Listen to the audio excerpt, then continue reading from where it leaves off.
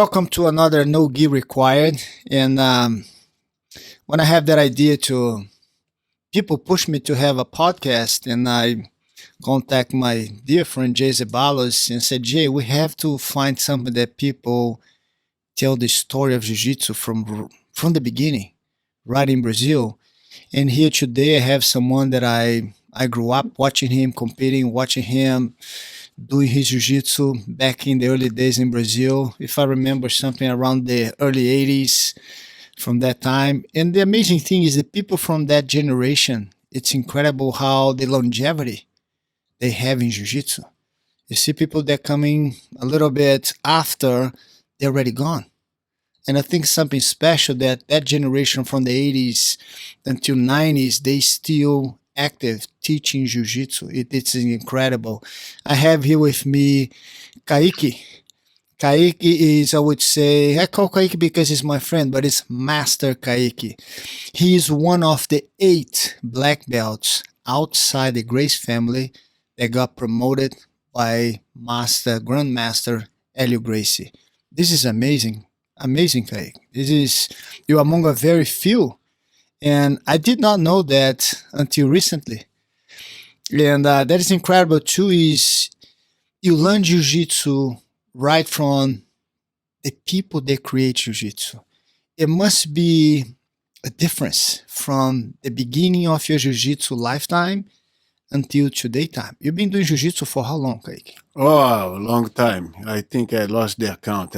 Years and years. And oh, by the way, congratulations. I just heard your grandpa now. Man, this is such a joy, I tell you, sometimes I stop to think about, I say, oh, this thing is going to start again. But now I can do different, because I can send it back home. It's a little less responsibility. But I can only do the positive things, you know what I mean? I'm going to be the good guy now. I've been the bad guy for a long time. Now I'm going to be the good guy, So. And that's amazing too, is Master Caique is a black belt under Helio Gracie, and he is a coral belt under Rickson Gracie. I mean, what better lineage we can get? Oh yeah, this is great. This is great. I got promoted to black belt at the Grace Academy in Rio de Janeiro. You might have, right? Yes, and we move around a lot. I start jiu-jitsu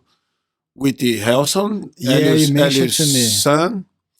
And it was great because at that time it was magical, all right? So we go training far away and we all think about jiu-jitsu and it was great.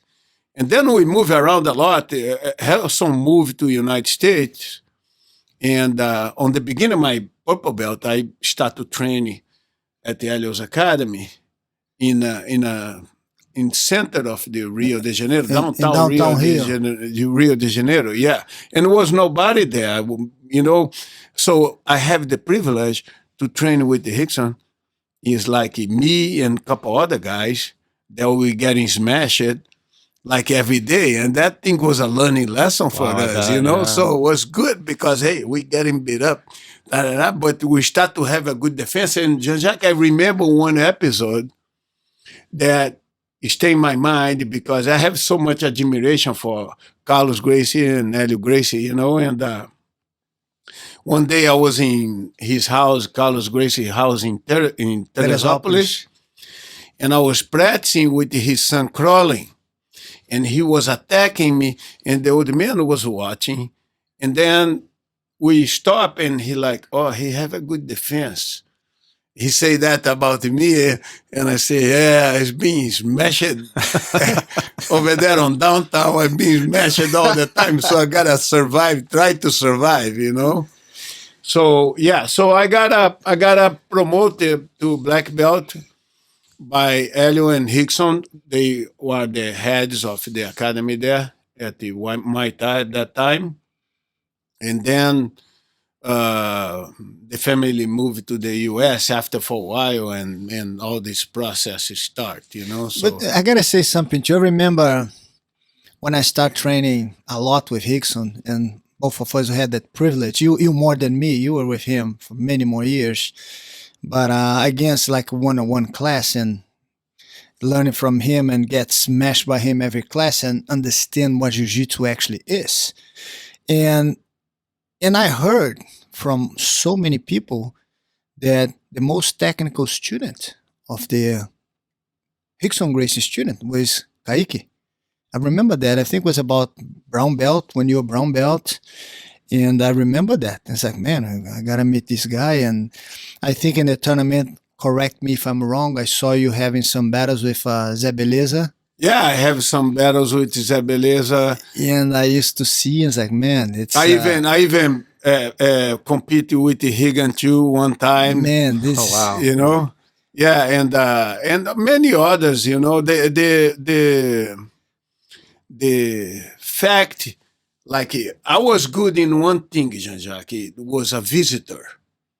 A visitor show up, I was good to go for, you know? So that, I was pretty, like, very confident. Oh, the guy show up. Oh, I want to train. And in Brazil, people got to understand, once you have somebody from another school that come to your school, it's like a war. You gotta give the welcome. You gotta give a welcome that, okay. Yeah, so I have this mentality, you know, but since we progress much more in terms of methodology on how to pass the knowledge, how to do the things. So I'm not like I kept that mentality on the closet, you know what I mean? It's just like when you have someone that already have jiu-jitsu, know jiu-jitsu, and okay, so hey, go train with my son or go, you know. So you want to see, I more want to see how they perform than I really want to see them get beat up. You know Understood, what I mean? yes. Yeah, so. And it's amazing to me, and I have the curiosity to... And along the years training jiu-jitsu, and I know you develop a very good friendship with Uncle Helio Gracie. How was that? How was the conversations? How were the advices, the knowledge that just with a conversation with him impact you in your life? Oh, impact a lot. You know, I on the long run of jiu-jitsu, I heard many times, many advices, you know, and I think we talked about this before. One example, good example I have is we have a visitor came into the academy. I was purple belt and the guy was a black belt. And that day I kind of feel like, whoa, what I need to do? Because I got beat up by this guy completely. The guy did a kataguruma on me, man, and crushed me with the head on the ground. And I was like, oh my God, what happened? You know? So Helio called me after the training because he was watching, you know, and he said, look, this will be the last time this guy going to do this with you. So next time, you already saw what's going on in his game, so just play your game. And it was incredible because after that, I start to tap the guy. You know, every time he come in, I train with him, I tap him. I train with, and I say, oh, okay, so this is working now, you know? And many other episodes, I was able to get knowledge from him in terms of how to make my game better and how to understand. And one thing is that probably you did that many times too, Jean-Jacques, was like, he say, okay, mount on me here. And almost every beginning of the training. Yeah, it was impossible to put the second hand. One hand, he let me do it. And the second hand, it was like not going anywhere. You know, it's like, okay, I'm trying. You know, it's something that not only proved me his technique work, but it was giving me knowledge on how to protect myself too. Huh? So and I think after a while I understand that when you learn how to defend yourself, you became very dangerous in jiu-jitsu. Oh yeah, and we like this is something I hold on my life forever. That was this close relationship I have with the man I admire so much, and for me was the bravest man that I ever met. All right, so a lot of things he was doing was like many times I came to talk to him and say, oh, you know, this thing happened, da da da, and he would tell me like, hey, do like this or go like that, and that ideas or that advices he gave me, it really helped me, in many other situations. So, uh, um, and we went to the market many times. You remember the Oh, market was far Seasa. away? Oh, yeah. That was an adventure for me that I love it. Oh my I say, goodness. oh, Professor, you go in there and, oh, I go with you. You go alone, driving like crazy, driving, all right? I remember his cars all Oh, smashes and oh everywhere in man, they're driving corners. fast and like boom, go, go, go, And go, people gotta realize too is it's a big family. Ceasa was a market that even the supermarkets buy the groceries there to bring back to the supermarket. I mean, we go there, we buy 10 watermelons, boxes of papaya, boxes of apple, Oh boxes yeah. of everything. It was everyone has a station wagon, almost a truck, or if it's not, they put the Yeah. cars. And I think this, Jean-Jacques, it gave us uh, a better health for today life, because Yeah. we have this base of idea already of a good nutrition. This was very advanced for that time. We were ready for what is happening today, early 80s. Yeah, We're ready for this. Was very advanced for this time. You think about what you eat, you think about what is good for you, what is not. So I don't see any of us eating fried pig Any fast ear food or or, any or eating hamburger and a McDonald's. Well, we're just athletes focus on nutrition and things. Today, of course, there is more knowledge about that, but at that time, that was very vanguard. It was like a really something. do you think the generation of the decade of the 80s, especially in Rio de Janeiro, had such an impact and influence from the Gracie family back those days in changing so many habits from people to become healthier, to understand what jiu-jitsu lifestyle actually is? Do you think that decade was one, to me, is the golden time of jiu-jitsu because, like you, many other instructors from that generation is still very healthy, Oh yeah, own several jiu-jitsu schools around the world, oh still yeah, teaching, and we see a younger generation that come after, they have their boom and they're gone. oh yeah. I think the knowledge of that time was different than the knowledge people learn today. Well, how do you see the jiu-jitsu from the early days of your jiu-jitsu and the present jiu-jitsu in terms of understand what jiu-jitsu actually is? Yeah. Well, okay. So during our generation, we uh, were not a large group. Huh? No. So we have much more possibilities to absorb this knowledge that Just tell was me, when you go to the class, who are the instructors on the mat? And in in, in in your class, when you go to who's teaching the class, how many instructors are there? a while ago. Yeah, and when you were in Brazil learning, Oh yeah. who was on So the mat with you? Hickson You have and Hickson. Helio Gracie was there all the time too, and that's it. And That's it. Amazing. and few other students. And I think is based on that, what did you learn back then that you don't see people learning today? Well, I don't see people learning too much of the self-defense aspect of the jiu-jitsu. And at that time, we learned jiu-jitsu because we want to know how to defend ourselves. It wasn't like, okay, I'm going to learn jiu-jitsu because I want a medal at the tournament. Yeah, wasn't there many tournaments anyways? Yeah, wasn't too many because was a lot of street fights.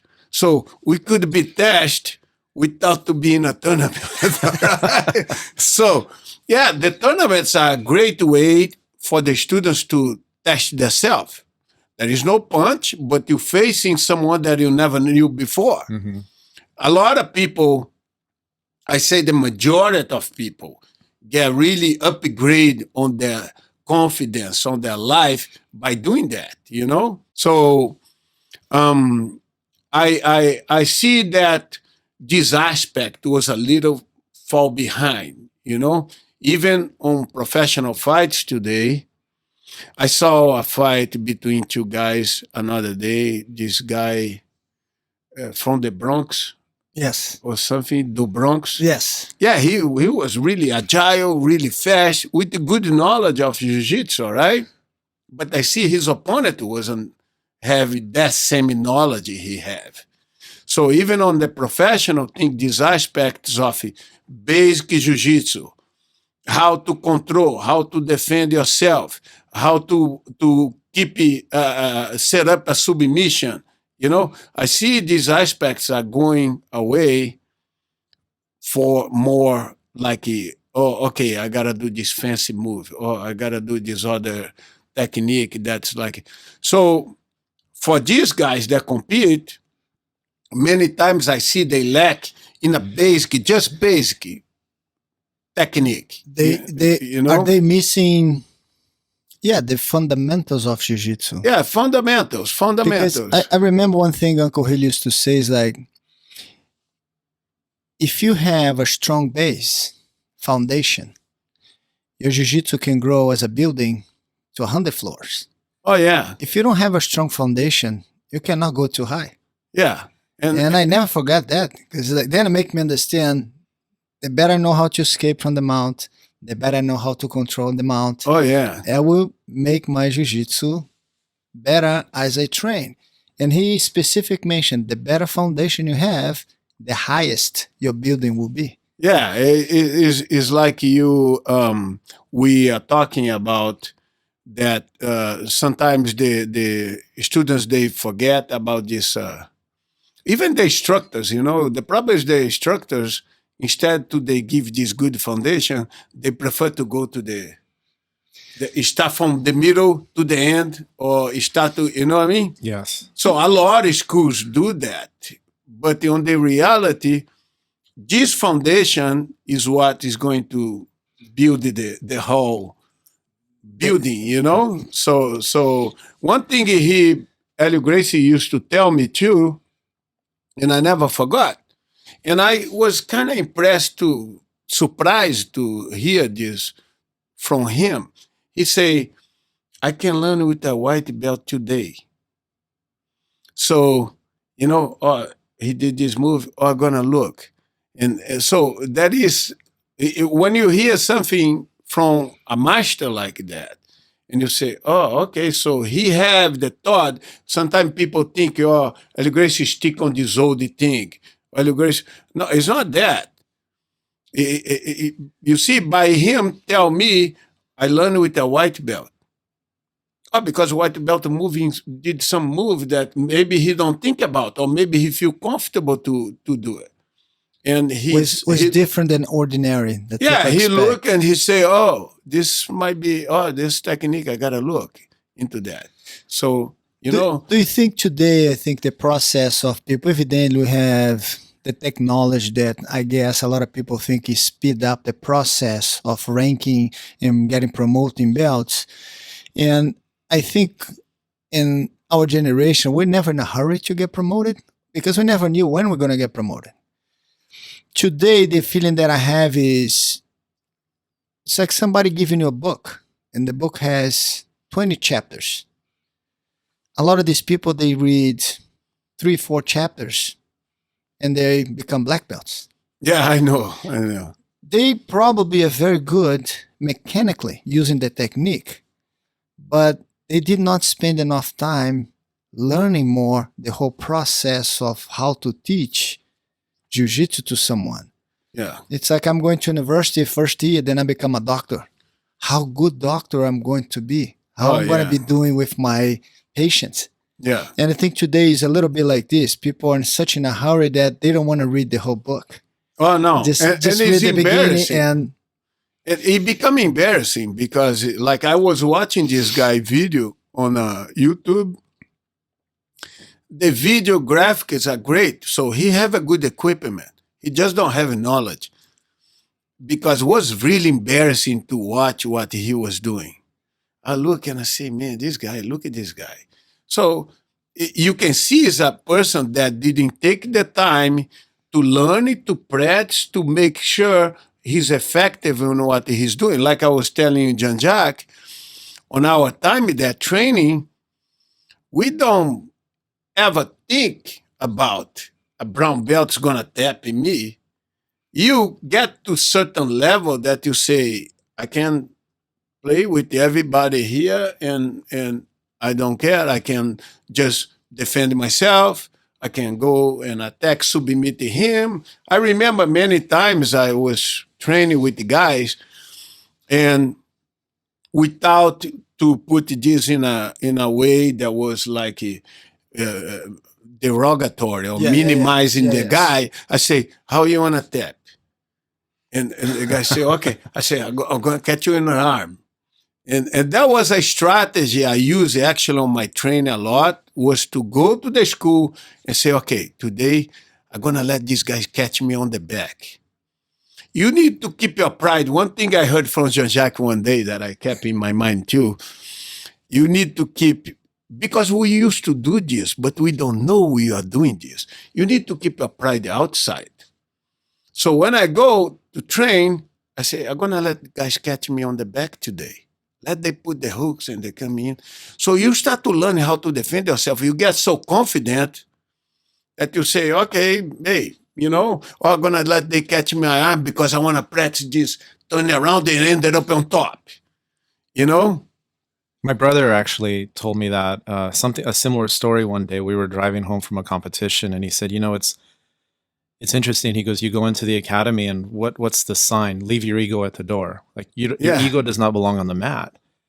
He goes, but when you compete, it's 100% ego. Oh yeah. If I can get you in 10 seconds, I will. He goes, but the competition mat is your arena, but your dojo, your academy, that's your laboratory. Oh yeah, that's a good way to say. So you should feel the freedom to just grow and learn. And he goes, I watch. He told me this. He goes, I watch you tap all the time in training. A lot of the black belt competitors, you guys tap a lot because you're learning and you're practicing new techniques and you're exploring. You let the lower ranked belts catch you guys.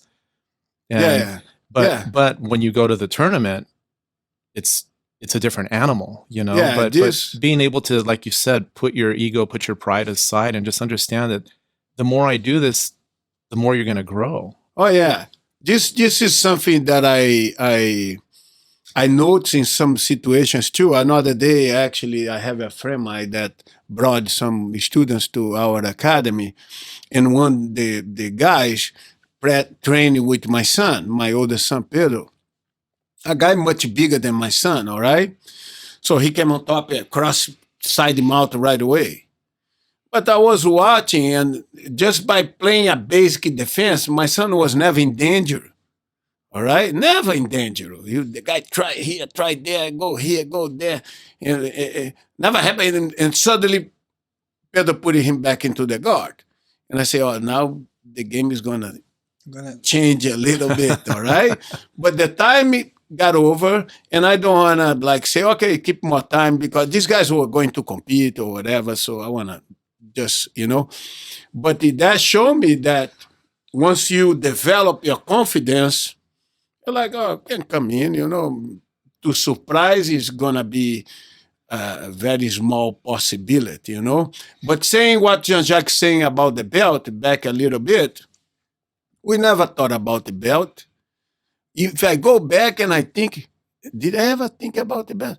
I never think about the belt. The belt was coming suddenly, or mostly like it is. You're going to be a purple belt if you beat all the blue belts, Then you're going to be a brown belt if you start to beat all the purple belts, That was pretty much this. Nobody told me, but today I think about it and I say, oh, so that thing is like, I pass belts in some way.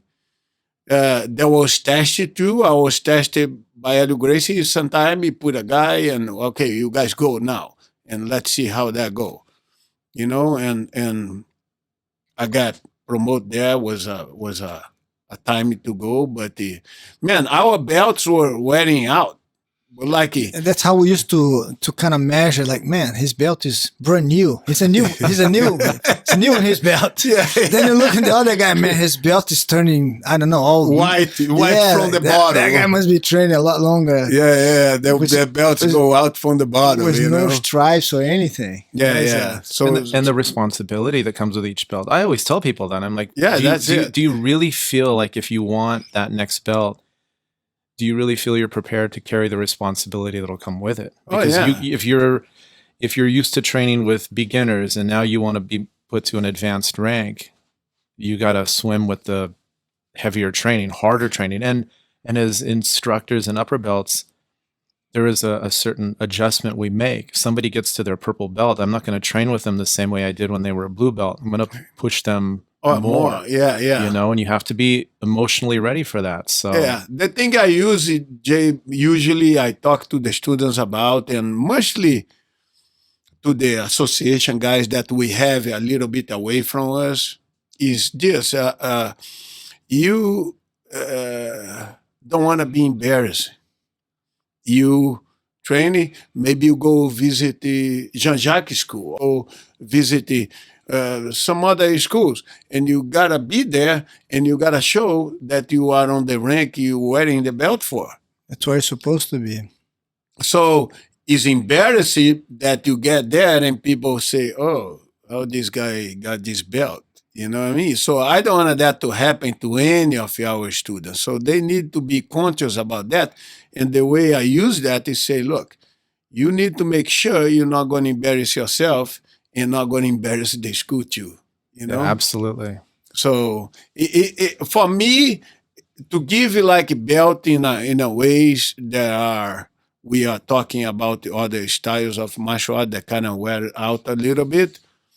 You're just cheating on people, you know. I'm cheating on you. I'm telling you you are something, but you really not, because I want to take your money from. Yeah, and you know, based on all these amazing stories I've been hearing about your upbringing, I tell a lot of our black belts the same thing within our association. I'm like, look, you know, I mean, the student may become a black belt under you, but never forget what that black belt means and who it represents. And again, going back to the lineage, like this carries so much value. Oh yeah, because of where you came from, and you're paying respect and homage to your teachers before you. So that belt has to mean a lot more than just, well, you've been here 3 years or 4 years and here you go, or the check cleared, here you go. You know, it has to be deeper. Yeah, that's something we gotta keep the standards, you know, high standards. Let me ask you something. Go back in time a little bit, Caique. Is when was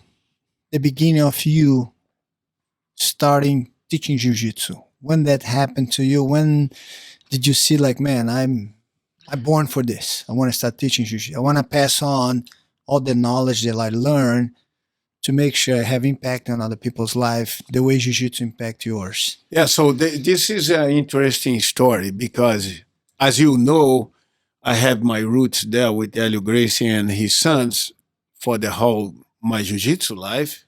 And one of the qualities I found on myself is a loyalty. I'm a loyal guy. I'm loyal to my friends. I'm loyal to whatever I belong to, all right? So, and today I'm loyal to the USA. That took me by open arms, you know, and I appreciate this country here very much. So there was a time the family decided to move to the US, all right? So Horion was setting up the UFC and having all these visions for jiu-jitsu, you know, that, by the way, we all thankful for. And so the family say, oh, we all go to the USA. US. So I told Helio Gracie, I say, oh, you guys all go. So I have been invited many times to join this other school. I think I go. Oh, which school? Carson Gracie. Oh, man, his hair kind of come up like, oh, no. You know, I say, but the professor, there's nobody going to be here. What am I going to do? You know, that is the only school I see that I keep going with the family and going, you know. He said, "Oh, I'll talk to you later." And so later on, he say, "Okay, Hoke going to stay here, so you help him out." I say, "Okay." So then found a solution, huh? Which it was good for me too, because it was there that I belong and that's where I want to stay. So that when I start to have my first experiences to kind of teaching what Hoke doing, and understand all the methodology and all the way to teach. So that was my first experience to start to learn how to teach. And then later on, I opened one Gracie school in Niterói, on a city close by.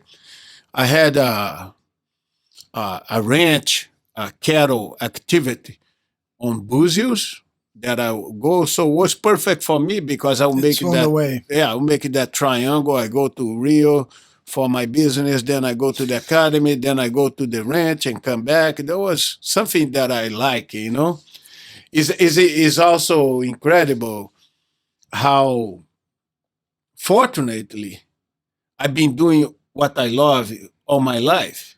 So I don't remember the day I wake up and I say, "Oh my God, I gotta go to work." Yeah.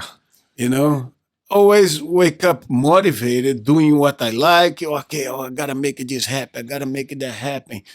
And it's something that I carry on my personality that make me proud, because I'm a doer. I'm going and I got into a project. I got into this, got into that, make it happen. And listen to you saying that, and what made you move to US?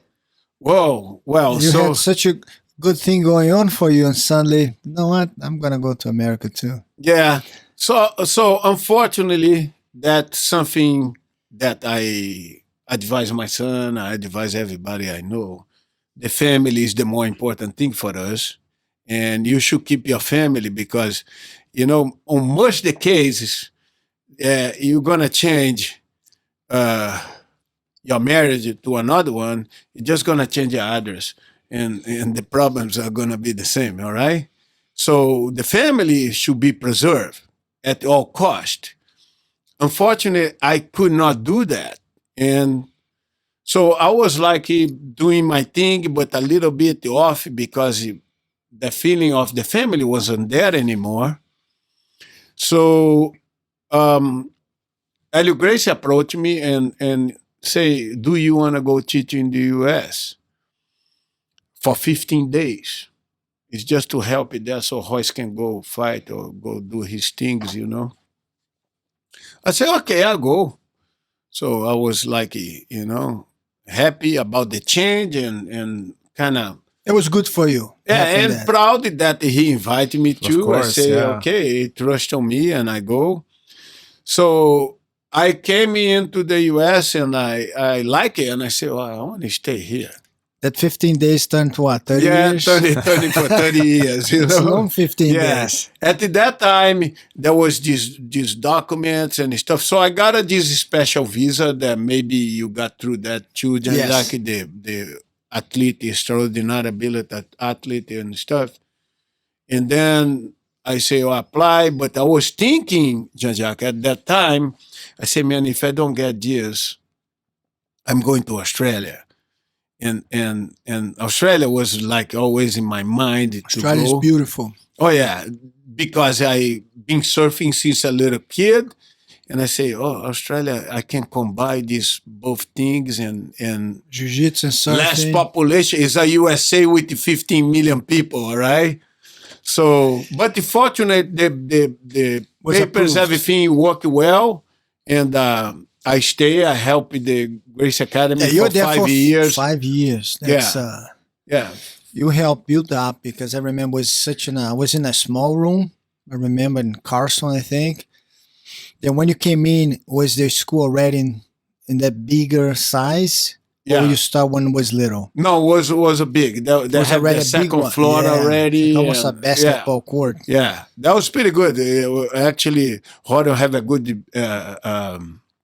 instructor program there. That was really good. The instructors were really well blue belts, but really well made. They are good instructors, very basic techniques, very solid basic technique, but very well done. All right, so I was really impressed about that. They were really, really, and good people. All them good people. They learn. They respectful. It was great. It was great. What would say today? And one thing only I gotta say, the Machados, they didn't follow the mentality Helio Gracie has, like, I'm gonna have a bunch of kids so I can keep jiu-jitsu alive. But his father have only boys. So they got all his jiu-jitsu. That's great. It's already made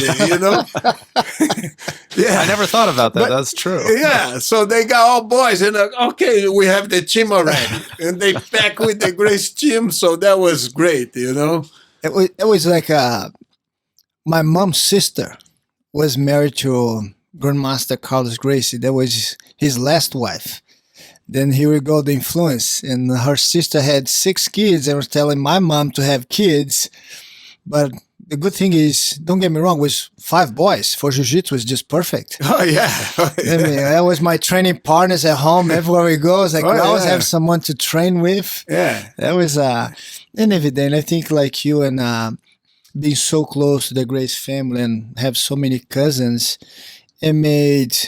us being a privileged situation to learn jiu-jitsu from the people who create jiu-jitsu, the people who have the knowledge from the person who, I think if you think about it, they not just create. I never learned jiu-jitsu. I would say we live jiu-jitsu. Oh yeah, I'm continuing learning every day, but we lived all those moments. How many people that we know that went to Uncle Helio's ranch, have a conversation with Carlos Gracie, and like you trained for many years, and is training Hickson one-on-one basically.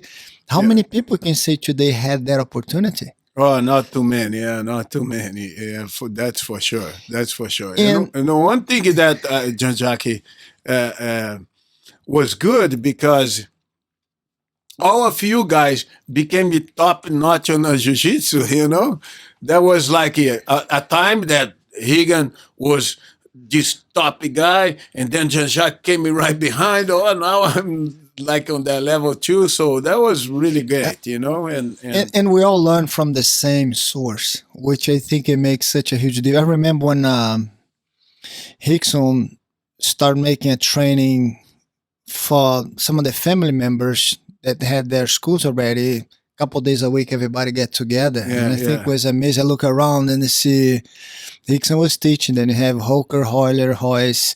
Then you have Uncle Helio there. Then you have Carlinhos, Crawling, Hansel, all my brothers. And it's like, man, how we cannot get good. And always some of the students on the school, like you and some other guys that are closer to the family. It's that. I don't know. I was drinking water from the fountain right there. Like it's. So the only ones could not get good was the lazy ones. Of course, of course. Oh, I prefer to eat than train. Then it's like, What was it like when you eventually, because you eventually, moved on and opened your school. And I remember those days in Brazil. No, here in the States. USA. Yeah, in the States when before we had all the social media, there was we had the internet, we had message boards, so the news started to spread about this art. And in the beginning, it was the Gracie Academy, and then you started to hear about the Machado brothers, and then when you moved on to start your own gym, that was a big thing. It was like now another school, another like really quality, because that was the thing everybody was stressing, like, where are the good schools, the legitimate schools where I can really learn. But your situation, and I'm not really familiar, when you started your academy, were you alone? Yeah, I was alone. I the UFC, the whole structure on the Grace Academy start to change a little bit, and I wish I have even a more communication, like a clear communication with the order, because like I said to you, one of the biggest qualities, or one of the biggest things that I carry with me is loyalty. All right, so I'm around the people. I'm stick around, and I say, okay, let's get this done. You know, or if the boat gonna sink, let's sink together. That's okay. Yeah, we're all on that. That's why I'm saying that generation of the 80s, most of people, and especially in the early days in our jiu-jitsu, is loyalty is the main thing. Yeah, yeah. The things is start to kind of slow down, and I feel like I say, I at that time things could be a little different if we have a little bit of clear communication, but things start to slow down, and I feel the necessity that I have to move on, because I even by me doing that, I'm going to help Horn to kind of lower his cost and keep it going on his own ideas. His sons that are growing up, they both are very dedicated to jiu-jitsu, so they are taking the positions we have before. So I understand that. So I move it on, and I open one school in a kind of hole in the wall. That place was like we have a Vale Tudo, we have a tournament, we have everything there. So, of course, if you ask me, Jay, how many students you have? Because it was a rough place, not too many. All right. Not too many. It was all these tough guys coming in, and or somebody come at the door. I say, this is not for me. A doctor show up and look.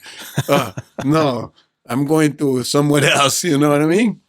So, but that kind of stuff start to change on my mind. I need to fit business with the integrity of jiu-jitsu.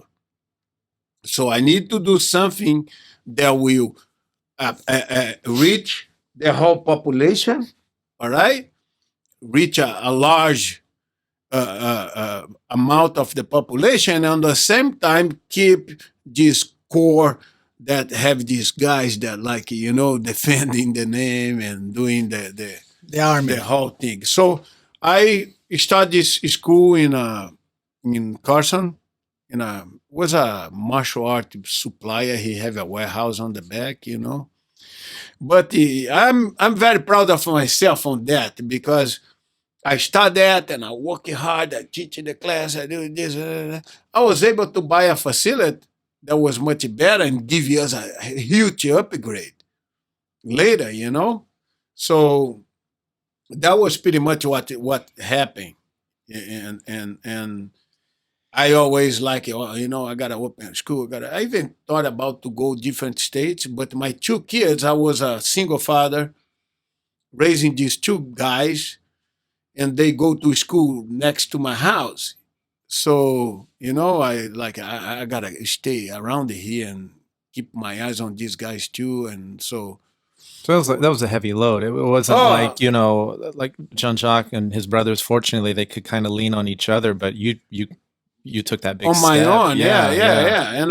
And I go to seminars, teaching seminars, and my friend doctor, he used to watch my boys when I go, all right? But on the Fridays, I leave usually in the morning, go to the airport. So the kids in the school go meet my friend on the end of the day. So one day the neighbor came to me, Carlos, did you notice your car is in a different spot when you come back? I said, no, I did not. My son was 14, 15 years old, my son Pedro. Oh, Pedro is known as the driver, or his other friends. He take your car. I said, oh my God. So, but this is one thing I carry with me, and you guys are family people too. You know that. What they're going to see in home is what they're going to be, no matter what. That's going to influence them 80, 90%. So if you show in home that there is integrity, that is morality, that is, compassion, friendship. Yeah, your values of. Yeah, that's how they're going to be. You know, as a father, I learned that. You know, what we impose to them, they rebel against. But what you do naturally, they're going to assimilate this later, and they're going to copy you. You know, so I was. Look, my older son was pretty wild. I kept him in a short leash because I knew I got to keep him out of the trouble. So my younger son was way more calm, and even on the choice of friendship and stuff was more like laid back. All right. So I have to balance the things, and I have to keep watching. It was not easy, and go teach Jiu Jitsu too. I think as the youngest ones, we see the older ones making so many mistakes. I say, man, I don't want to go in that route. It's not good. Yeah. So, No, but it's so beautiful. I mean, hearing these stories of Grand Master Helio, it reinforces what I've always believed. When people ask me, you know, how long have I been training here? And I tell them the amount of time that I've spent. And the one thing that I really emphasize, I'm like, if you really want to grow, listen. Just, you know, listen. Because jiu-jitsu, the one thing that I learned, and you mentioned it earlier as far as diet and health, this was the one art when I discovered this art. Nobody really said anything, but I remember sitting on the mat after training and just being exhausted. And then I would start hearing the conversations. People started talking about their diet and supplements and what they were doing to help better their performance. And I made changes in my life at that moment. I'm like, yeah, you know what? They're right. I need to start, if I want to get better, I need to do these things. And then that moment when you start realizing that whenever I have a question about a technique or a question about something that's going on with my jiu-jitsu, most of the time the answer I get has nothing to do with my actual physical problem. It's more of a psychological, emotional. Jean-Jacques would feed me just a little bit, something that I needed to hear. Yeah. And to know that that's something that he probably subconsciously has picked up from his instructors. And then to hear that from you, from the source, this is why it's so important that we continue to preserve this, because, you know, going back to the loyalty thing, it's, I mean, I understand that everybody trains different ways. They have different challenges in their life. So they might have to go jump in. Military people are, that's unfortunate for them. They go to a city, they train for a while, then they leave and go somewhere else. They have no choice. But if you don't have a mentor, if you don't have somebody like a father figure that you can lean on, and somebody who is basically like Grandmaster Helio, put their neck or put their head in the fire. Like everything that they're sharing with you is based on their life experience. I don't think there's anything more beautiful to attach yourself to. Oh yeah. And to help. To me, that's what makes a master teacher, as opposed to just a teacher. Yes, you know? Yes. And also the thing is, when you mentioned Jean-Jacques about this, we reach a certain level in Jiu-Jitsu that's pretty much a lifetime Jiu-Jitsu, that you start to understand Jiu-Jitsu in many aspects, that you like, okay, you look at this technique, you know right away if it works or don't work. Oh yeah, work if the guy is sleeping, or work if the guy don't do anything, you know what I mean? Mm-hmm. So, or how counter this technique, or how to make better your submission, your control. We get this knowledge after so much time on the mat, that when I see how people come and show me something, one student or other, or instructor for other place, that's when I feel that, this time I have in Jiu-Jitsu is really put me in a level that I can. You see what they don't see. Yes, exactly that, you know. So that's something that really comes to my mind often. So is there any particular story you can share that you have with Helio Gracie? Also, is there any phrase or anything that he said that you carry on with you until today's time? Well, I have several stories. Uh, um, I have even an episode that he said, "I'm gonna kick your ass," and I say, "Come on, Professor." Moving out there like, "Oh my God, no, please, no," And I have other episodes that, like, one thing it was kind of characteristic of Helio Gracie with my relationship with him is sometimes he get mad, and then later on he say, "Oh, you want to come for lunch?" So okay, oh, he's gonna cook and do the whole thing, and so that was something pretty good, and one important aspect is the one I told you guys that he told me. This is stick in my mind. I learned with a white belt. I can learn with a white belt today, So that's something that stick on my mind, and um, many different aspects. There is things And that I.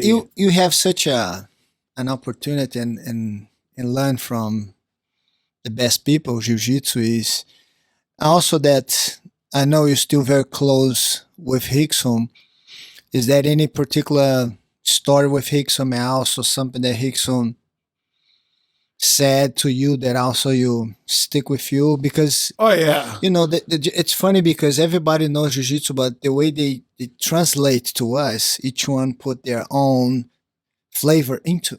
yes, yes, And to me, I never met anybody who knows more jiu-jitsu than Hickson yes. in our time. We know it was incredible, and the knowledge that he has, it's something that I don't know anybody. Today he said, I remember learning from him. He never called invisible jiu-jitsu, but was already invisible Yeah, at 30 that something time, years yeah, ago. yeah. Then today when he said that, and like, man, He used already. Yes, yes. It's something interesting because today, when I see Hickson, I see a man that is deeply study jiu-jitsu, deeply study jiu-jitsu. So he is getting, of course, he's not the athlete he was before, but the knowledge grows a lot. And no matter what kind of jiu-jitsu practice or whatever, this is what we're talking about. Oh, you reach such a level that you look and you say, okay, this work doesn't work, or things like that. So today he is a very much a jiu-jitsu thinker. So he get the techniques he watch, he progressing on, and he looking into that, and this invisible jiu-jitsu that he decide to release, is incredible. It's right there. Is real. So even like he reach a age that he's not a fighter, he's not a competitor anymore. So he's a guy that pursue, on my view, the best knowledge in jiu-jitsu.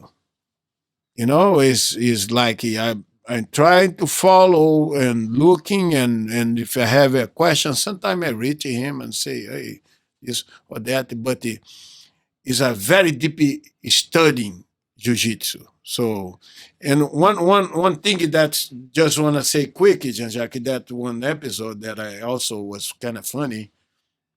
Hickson was a purple belt, all right?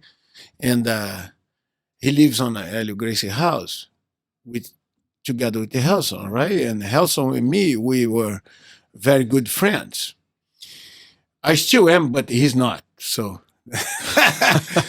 well, that's okay. And the time it comes for necessity, I'm there. But anyways, they all travel, and me and Helson, we stay behind. Going to stay on that apartment alone. Oh, that's great. So I use Hickson room. I slept there in the night, but they came back early. So when I got out the room, he was right there at the door. He's like, I'm going to beat you up now. I never forgot that. Say, look, calm down. Helson authorized me to stay here, and I was going to walk away a little bit, you know. So at that time, he was already really good. And one experience he had that was kind of similar to mine. We reached that level, but we reached that level with such a good instruction and such a solid jiu-jitsu that we were like the 90 man for the higher belts. All right. So there was many, like I say, one thing I was doing good is to get into visitors. No matter what belt they come in, and Helio or Hicks, they're always putting me there. Hey, go with this guy here. Go. Yeah, and I'll do the job, you know. So The gatekeeper. That's what we call that. a gatekeeper is great, Jay. That's great. What jiu-jitsu represents to you? What does jiu-jitsu means to you? Oh, it's my lifestyle, huh? He gave me a lifestyle, healthy lifestyle, and a lifestyle where now I can influence other people's lives. And that's what I tell my instructors, my sons, all these people that are connected to us. We have a big influence in people's life. You know, today by teaching them jiu-jitsu, which is a martial art that gives you confidence. There is no other martial art like this. When you train karate or Muay Thai or Taekwondo, it's always a way, and you cannot be real. But jiu-jitsu can be real. You can lie. Yeah, it's like, you know, there is no lie there. You gonna train? Okay, let's gonna train. Well, what I think, go ahead. Yeah, go ahead, Jay. No, I was just going to say the other thing that I love, because I've studied, I have a couple of black belts, other martial arts, and there's merit and value to all the different martial arts that are taught by quality instructors. But the one thing about jiu-jitsu that it still grabs me is 95% of any other style you study, my defense involves you getting hurt. Yeah, that's the problem. It's escalation. I have to if we're going to escalate, I have to be ready, but my defense is going to hurt you. Yeah. But jiu-jitsu gives you the power to de-escalate. Emotionally, you can talk a person out of the aggression. Yeah. Or you can, of course, go the other way, but I love that it gives you that power. The confidence and the power to, hey, we don't need to do this. It won't end well if we do. But I love that it gives you, to me, that's real power. Real power is having it, not needing to use it. Yeah, confidence. That's what jiu-jitsu gives you a lot, you know, because when I talk about these martial arts that strike and kick, like you say, all the martial arts have their value, but the problem is for you to train at full force, yes, like we do in jiu-jitsu, yes, is very difficult. Absolutely. You know, so someone is going to get really hurt. Yes. And on that confidence, one of the things I remember Uncle Helio said was, I believe so much on my defense. And if I'm going to train with you, you're not going to get me. There's one thing left. I'm going to get you. Yeah. Yeah, that's for sure. Then when he said that one day, it's like, that's the mentality I go when I train. Oh, yeah. I say, okay, this guy's not going to get me. I'm going to get him. Yeah, we're talking about 40-something years ago. He said that. It's like, man. That was how I share this story with a lot of people, how I got my brown belt. I came in one night and I like just training like normal. I was a little tired. And then JeanJacques said, okay, now it's time to free train. And like a black belt, I don't remember who it was, a black belt like ran over to me, said, hey, Jay, let's train. Okay. And just, he was all over me, did not tap me. And then round is over and I want to get some water. And then like, hey, Jay, let's go. And it was another black belt. And then like another black belt, another brown belt. And I'm like, what's happening here? Yeah, I'm like, am I in trouble? You know, what's going on here? They all basically dominated me, but nobody submitted me. So finally, like 7-8 rounds later, I just like, I got to get water. And JeanJacques goes, time. And he gives this speech and everyone's just kind of like, oh. And he pulls out a brown belt and he goes, Jay, I was so tired. I'm like, there's another Jay in here. Who's this? And then he's he's like, no, you. And I was so shocked. And then I let it process a little bit. And then after class, I went up to him and I just like Thank you, sir. That's great. But then he told me, he goes, Jay, he goes, it was your defense. He goes, I sent all those guys after you. I wanted to see what you do. Yeah. And that's what he great. goes. He goes, your defense got you your brown belt. So I'll never forget that. I think that's great. That's great. It gives you confidence and also give you the confirmation that, I'm learning. I'm getting better and I'm getting into a point where pretty soon I can go even with these guys, Yeah. So this is great. Do you also think that a lot of things that we heard on our beginning of Jiu-Jitsu life makes more sense today? I think we're kind of young in Jiu-Jitsu to understand some of the sayings Uncle Helio had and even Rickson in our early days. Start making more sense now to us. Because one of the things I remember is the idea of Jiu-Jitsu is we can teach anyone how to fight. That's no big deal. That's the mechanic. But not many people can teach Jiu-Jitsu to change the person's life. And that's the Jiu-Jitsu we learn. Oh, yeah. That's the generation that I'm saying. It's a gold generation. Oh, yeah. How many people that learn Jiu-Jitsu in a way they can apply on their everyday life? Yes. That's a great point for sure. And that's the easy question. Everyone, it's easy. Who is Carlos Henrique Elias, Master Caique? Who is that gentleman? I found myself to be a person, like I say, with the confidence, integrity, loyalty, and very, very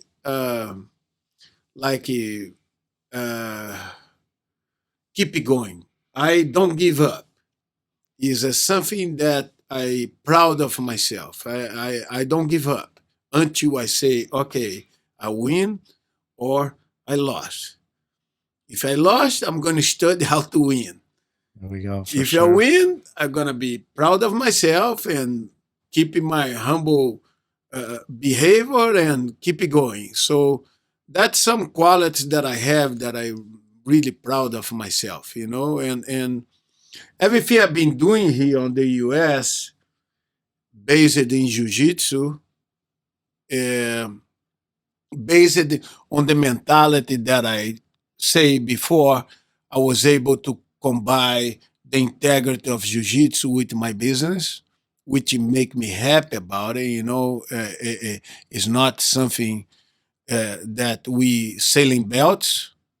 We create good students. That's what we want. We want people with knowledge. I want people to reach a higher belt like you, Jay, a black belt. You only gonna feel some hard time with a brown, purple belt if these guys are extraordinary ability, So otherwise, you are confident, your level is above that. So that's what I am. I became a father early, and people say I'm a good father. I think I am, but I make a couple mistakes, like everybody else.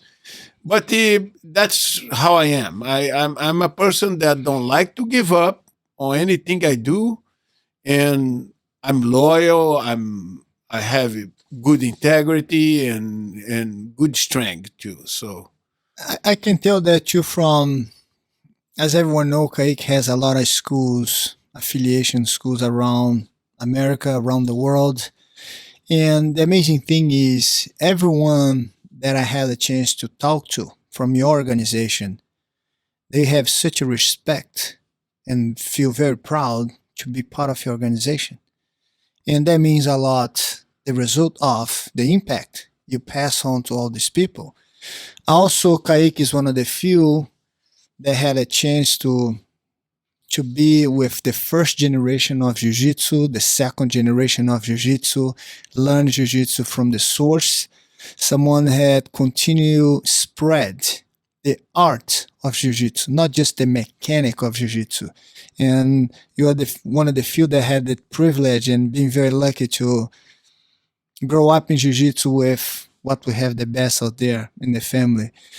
Once again, congratulations. as a being grandfather. I think thank you, Jean-Jacques. it's an amazing challenge in life. By knowing both of your kids, you're pretty damn good dad. I know because I speak to your sons and they only have incredible things to say about you.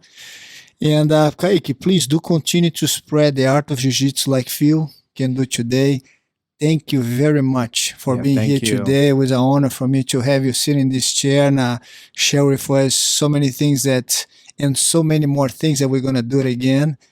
And once again, thank you very much. Thank you. Thank you, guys. Thank you. It's an honor for me, Jean-Jacques, to be here with you. You know how much I admire you and the things you've been done also for Jiu-Jitsu and for your life, the person you are. So, Jay, I even wrote about you online. I remember. Thank you. That's great. Very honored. You see? And I'm kind of with a loss, but I have so much respect for the connection you and Jean-Jacques have, because I don't know too many people that were given their coral belts by Master Hicks, and that's just that's a testament right there. And you know one thing, just so we can end, is one aspect of Jiu-Jitsu that caught my attention is how the student core you have is reflects of what the instructor is. So we all kind of learn, and today we are the instructors. So our school is pretty much reflects what we are. If we are this kind of man, you see people that pretty similar to you around, you know? When I see you with the Jean-Jacques, Jay, is exactly how I see a student from Jean-Jacques. Oh, yeah, there's going to be someone with integrity, someone with strength, someone with we the see honor, a lot of that when they go to those big tournaments. Yeah. We can't tell when we meet people which schools they come from. Oh, yeah. It's incredible. It's incredible. You can see right away, you know. And another thing incredible is every time I text Caique, and it's so great because it's always say, Master Caique, strength and honor. In every message that I get from him. I put the signature. There we go. I put the signature all the messages there. I have, it's Caique, strength and honor.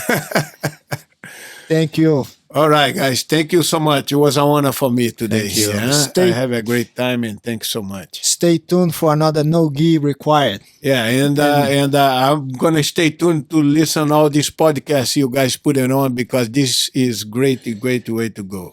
Thank you, sir. Thank you. All right, guys.